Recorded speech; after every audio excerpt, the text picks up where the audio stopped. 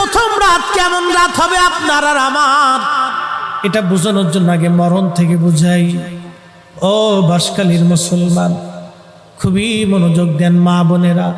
ও মা, আপনি যে সুন্দর পোশাক পরে সেজে গুজে গহনা পাতি দিয়ে আপনাকে নিয়ে আসা হলো শ্বশুর বাড়ি।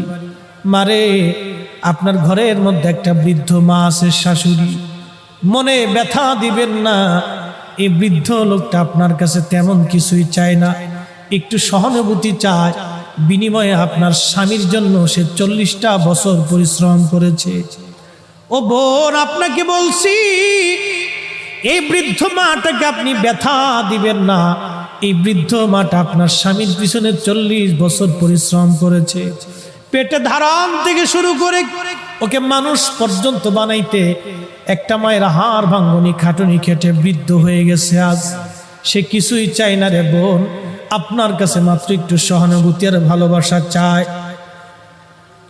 মনে ব্যথা দিয়েন না, ওনাকে ব্যথা দিলে মালিক বেজার হয়ে যাবে। মালিক, ও বোন, আজকে আপনি আসছেন এই দুনিয়াতে, এই বাড়িতে। আগামী দিন এই বাড়ি থেকে আপনাকে নিয়ে যাওয়া হবে সাদা পোশাকে, আপনার দামি দামি গহনাগুলি রেখে যাওয়া হবে। বাংলাদেশে একজন ধনী মারা গেল করোনায়। আহা, করোনার সময় মানুষ চেনা গেছে। একজন ধনী করোনার সময় মারা গেল।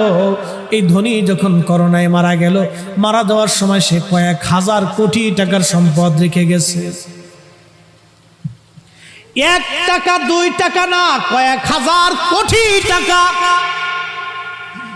একজন ধনী মারা গেল 80,000 কোটি টাকা রেখে। 80,000 কোটি টাকা। এখানে সবাইকেও যদি বান্ডিল ধরে মাথায় বাঁধতে বস্তায় দেওয়া হয়, তারপরে মাথায় করে নিতে পারবেন না। 80,000 কোটি টাকা রেখে কবরে চলে গেল একজন ধনী।